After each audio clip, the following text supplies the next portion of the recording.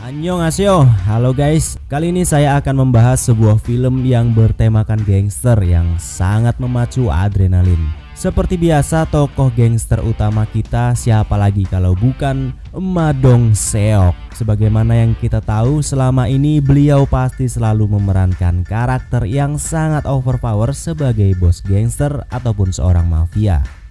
Biar nggak makan durasi, langsung aja kita ke alur filmnya. Dan ini dia The Gangster, The Cop, and The Devil.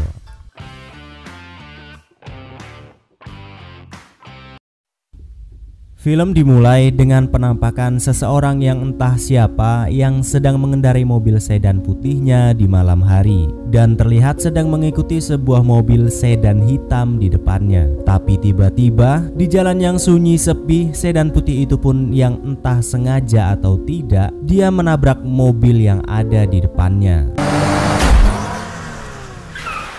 Karena tidak terima mobilnya ditabrak, lantas pria itu pun turun dan memotret plat mobil sedan putih itu dan sebagainya sebagai barang bukti. Namun tiba-tiba pria misterius itu pun langsung menghujamkan celuritnya kepada pria itu dengan sangat brutal hingga ia pun tewas.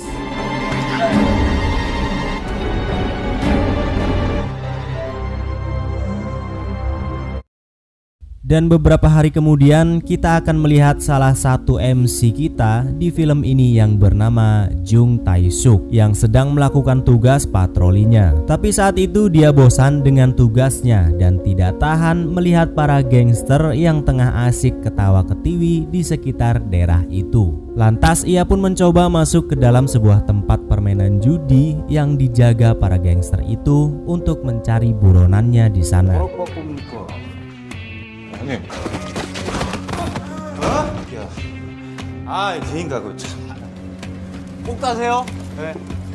Kabar Jung masuk ke dalam tempat judi itu pun terdengar dan sangat mengganggu MC kedua kita, yaitu Jang Dong-so, seorang bos gangster yang sangat ditakuti di wilayah itu.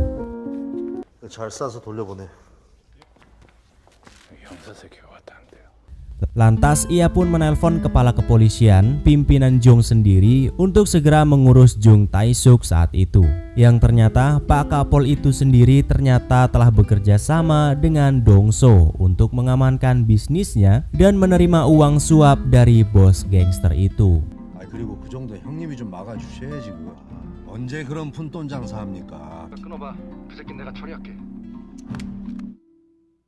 Singkat cerita, setelah menangkap buronannya, Jung Tae-suk pun pergi ke TKP pembunuhan yang kita lihat di awal film tadi. Di sana aparat kepolisian termasuk Jung mencari semua bukti-bukti dan dugaan pembunuhan untuk segera meringkus pelakunya. Namun apa daya, bukti-bukti yang mereka temukan sangatlah minim. Bahkan hampir bisa dibilang tidak ada bukti sama sekali. Tapi saat itu juga Jung melihat sebuah kejanggalan pada bemper belakang mobil korban yang terlihat seperti ditabrak oleh mobil lainnya, seperti yang kita lihat di awal film. Jung pun mencoba memfoto temuannya itu sebagai bukti tambahan.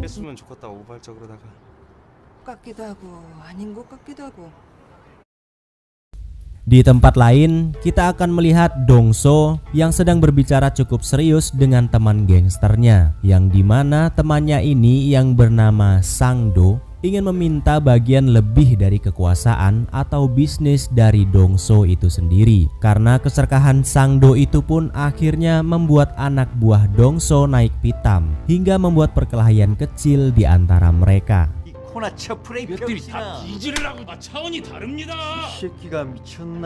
Lantas karena perkelahian itu pun Dong-so memperingati anak buahnya yang bersikap tidak sopan di depan para bos gangster dan menghajarnya.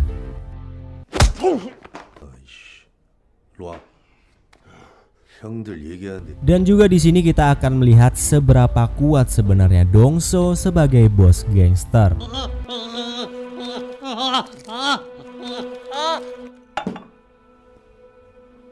Ya, itu dia Jang Dong-so. Bahkan gigi pun bisa dicabut dengan tangan kosong. Di tempat lain, para kepolisian mencoba mencari tahu apa motif dari pembunuhan yang terjadi tempo hari. Karena minimnya barang bukti, mereka pun jadi kesulitan untuk menebak motif dan siapa pelakunya. Namun Jung Tae-suk mencoba memberitahukan kepada atasannya bahwasanya dia memiliki cukup bukti bahwa pembunuhan itu termasuk pembunuhan berantai yang dilakukan oleh seorang psikopat yang sama, di mana sudah ada kasus pembunuhan yang serupa beberapa waktu yang lalu di beberapa tempat, dan semua bukti-buktinya mengarah kepada satu orang pelaku, dari bekas tusukan pisau yang sama hingga bekas tabrakan mobil di setiap mobil korban. 야, 너 미쳤어? 라고 봐도 무방할 정도. 아니, 같은 칼이에요. Namun bukti-bukti yang ditemukan Jung malah tidak diterima oleh atasannya. Atasannya berdalih semua itu hanyalah opini Jung semata yang tidak berdasar, yang hanya berdasarkan insting belaka. 지금 살인 사건 터지고 있잖아요. 예? 살인 사건이 무슨 굴비야? 아무거나 막 갖다 엮게. 범인 좀 잡아가지고. Dan di malam harinya, saat Dong-so baru saja selesai makan malam bersama anak buahnya, ia pun memutuskan untuk pulang sendiri tanpa adanya pengawalan. Dan begitu Dong-so sedang asik menyetir sendiri di tempat yang sepi, tiba-tiba ada seseorang yang menabraknya dari belakang. Ternyata ia adalah sang psikopat tempo hari.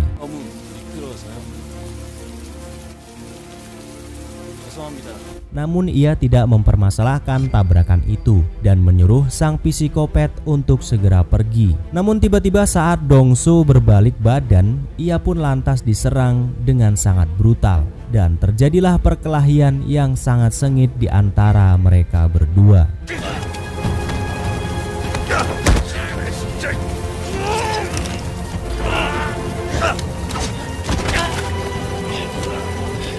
Dong-so pun berhasil membalas tusukan sang psikopat tepat di dadanya, dan akhirnya membuat sang psikopat itu pun kabur dari sana. Namun Dong-so juga sudah sangat kritis kala itu, dan akhirnya harus terkapar dan dilarikan ke rumah sakit untuk segera menyelamatkan nyawanya.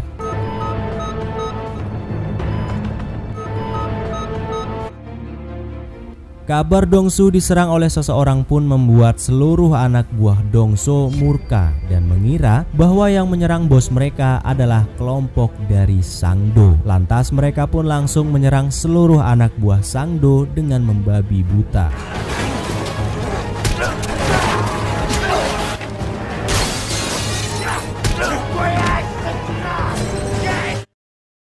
Singkat cerita, saat Dong-so sudah sadar dari komanya, Jung pun lantas menghampiri Dong-so untuk mencari tahu siapa pelaku yang telah menikamnya. Karena ia mengira bahwa pelakunya pastilah sama, yaitu sang psikopat yang telah memakan banyak korban. Namun Dong-so enggan memberitahukan ciri-ciri pelaku kepada Jung atau pihak kepolisian, karena dia akan menangkap sang psikopat itu dengan tangannya sendiri sebagai bentuk balas dendamnya. Karena tidak bisa mengorek informasi dari Dong-so, lantas Jung pun mencari mobil yang dikendarai Dong-so malam itu. Dan benar saja, Jung menemukan bekas tabrakan mobil yang sama seperti para korban-korban lainnya.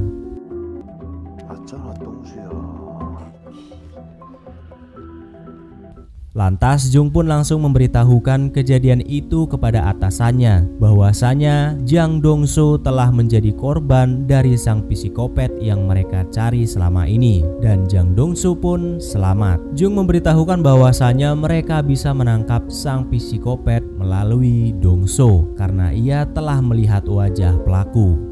Namun atasan Jung tetap tidak menghiraukan perkataannya karena dia tidak mau melibatkan Dong-so, dikarenakan ia yang telah menerima suap dari Dong-so untuk melindungi dirinya.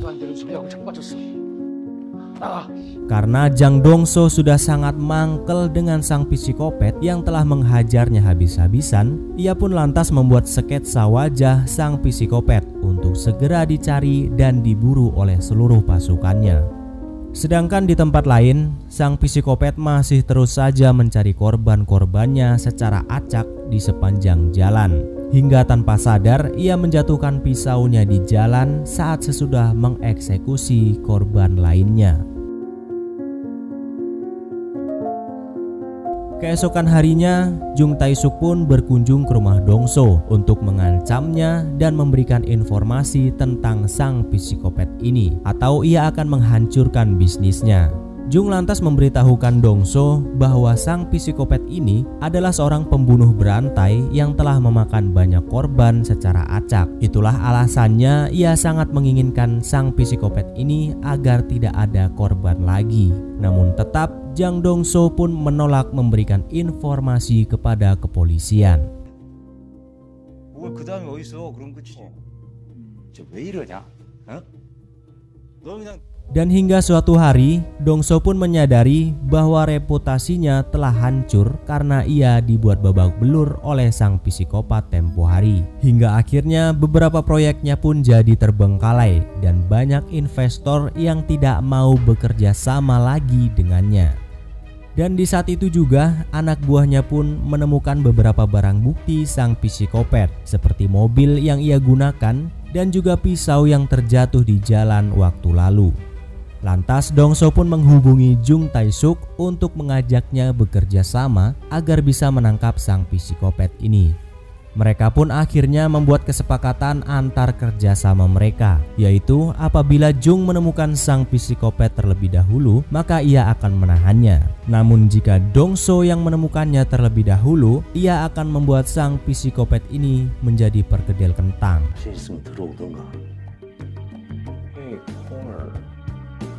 Jung pun melakukan kerjasama ini dengan diam-diam tanpa diketahui atasannya, hanya membawa 2 rekan kepercayaannya saja. Sedangkan Dong-so bertugas menyebar seluruh anak buahnya dan menyiapkan segala biaya yang dibutuhkan untuk pihak Jung Tae-suk. Mereka semua pun mulai melakukan tugasnya masing-masing untuk bisa mengetahui siapa sebenarnya si psikopat ini.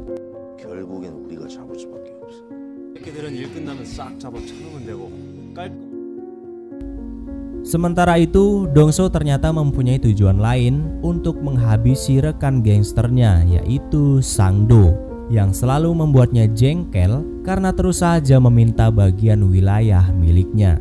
Anak buah Dong-so pun diam-diam memasuki rumah Sang-do dan langsung mengeksekusi Sang-do ketika ia sedang tertidur menggunakan pisau milik sang psikopat itu.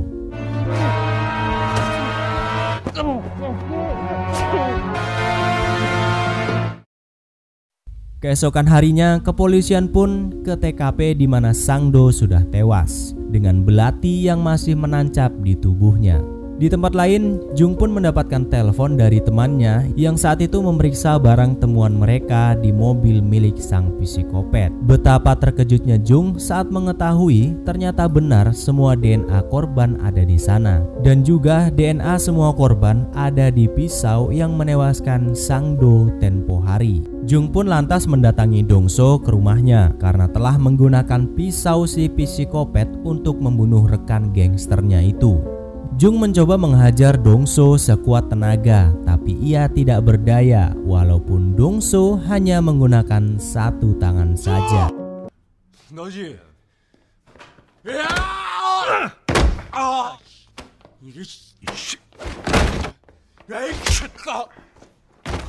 Singkat cerita, Dong-so yang kala itu sedang mengunjungi rumah duka Sang-do, ternyata sang psikopat itu sudah berada di tempat itu juga, sedang memperhatikan Dong-so. Ternyata ia tahu kalau Dong-so yang menggunakan pisaunya untuk membunuh Sang-do. Lantas ia pun menghampiri kaki tangan Sang-do dan memberitahu bahwa Dong-so lah yang telah membunuh bosnya.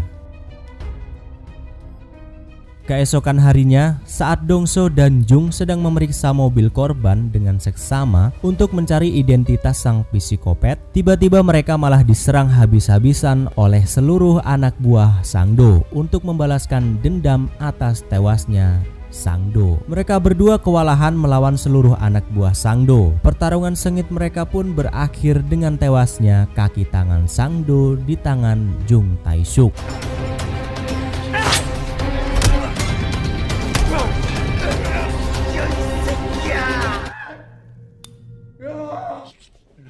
너 빨리 가. 내가 정리할 거니까. Singkat cerita, setelah pengeroyokan tempo hari, mereka mendapatkan informasi dari seseorang wanita yang dimintai sejumlah uang oleh sang psikopat untuk menebus keselamatan suaminya. Jung bersama dua rekannya pun mencoba menjebak sang psikopat agar mereka bisa menangkapnya. Namun ternyata uang tebusan itu hanyalah sebuah jebakan untuk Jung agar ia tahu wajah-wajah para polisi yang sedang mengejarnya. Jung pun saat itu memergoki sang psikopat yang sedang mengawasi mereka dari atap rumah. Mereka pun langsung mengejar sang psikopat ke sana kemari. Namun sial, si psikopat ini pun berhasil kabur dari kejaran mereka.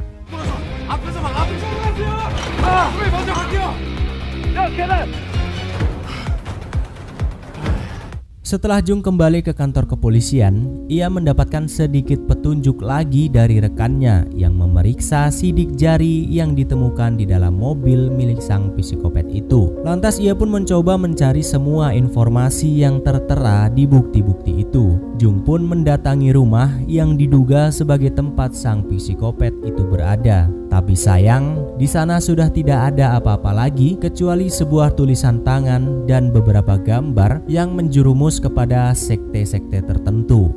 Jung pun menemukan sebuah foto keluarga di tempat itu yang ketika dicocokkan dengan sketsa yang ia miliki, ternyata benar ia adalah sang psikopat yang mereka cari.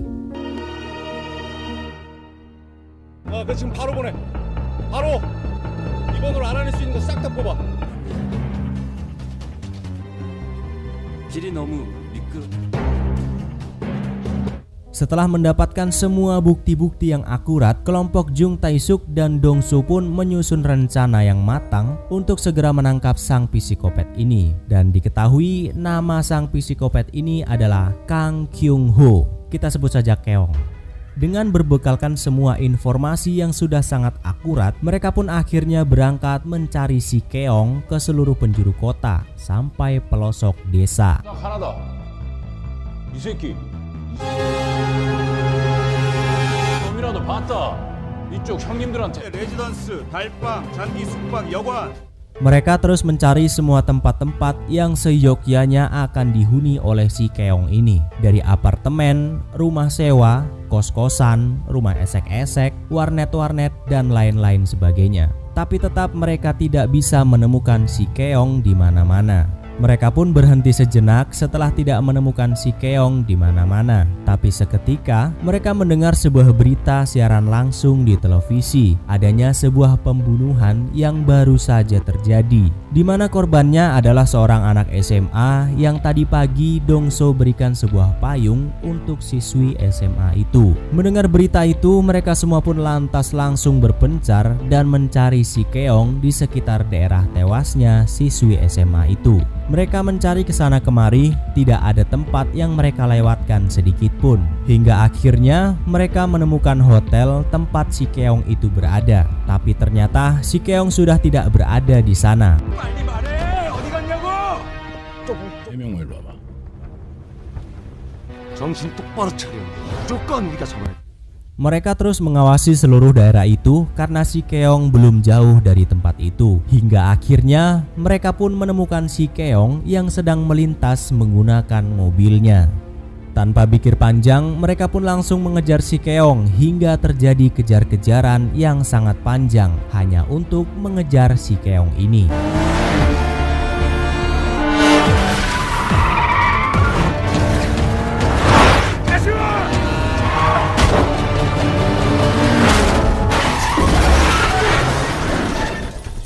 Tapi sialnya, bahkan setelah terpojok oleh Jung dan Dong-soo, si Keong ini pun masih bisa kabur dari mereka. Mereka pun lanjut mengejar dan menelusuri seluruh daerah setempat. Namun naas saat pengejaran, kaki tangan kepercayaan Dong-soo malah harus tewas saat bertemu dengan si Keong. Tidak ingin kehilangan jejak si Keong, Dong-soo pun meninggalkan bawahannya yang sedang sekarat dan mengejar si Keong hingga ke tempat karaoke. Sesampainya di sana, Dong-soo langsung menghantam si Keong hingga ia terkapar dan tidak berdaya.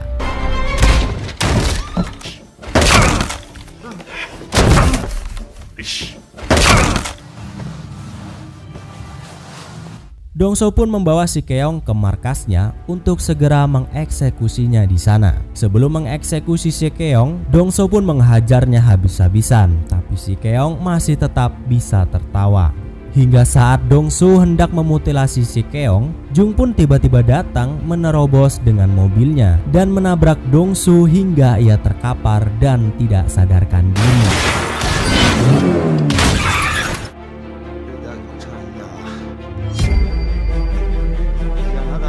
Jung Tae-suk pun membawa si Keong ke kantor polisi dengan bangga karena akhirnya dia bisa menangkap si pembunuh berantai itu.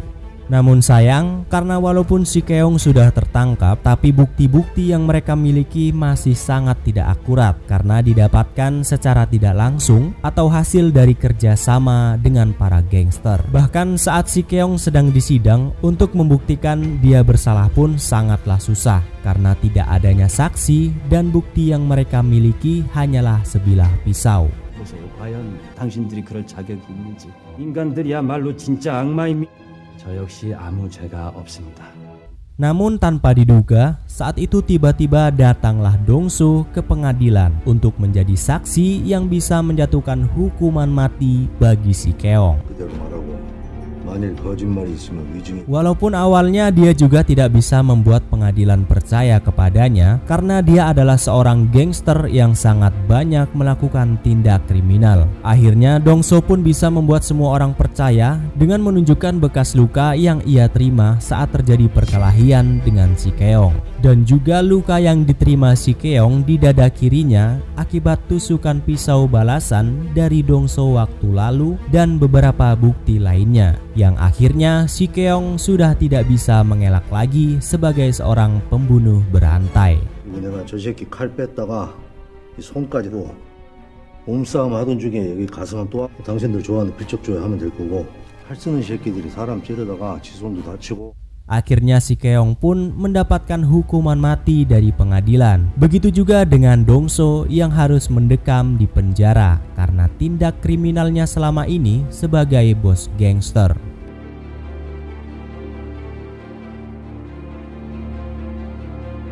Namun ternyata bukan tanpa alasan Dongso bersedia masuk penjara. Ternyata ia memang sudah merencanakannya dengan Jung Tae-suk supaya ia bisa masuk penjara satu sel tahanan dengan si Keong, agar ia bisa membuat si Keong menjadi perkedel. Dan akhirnya si Keong pun benar-benar menjadi perkedel kentang. 그치 봐야지. 목숨 걸고 게임을 했는데. Dan film pun tamat.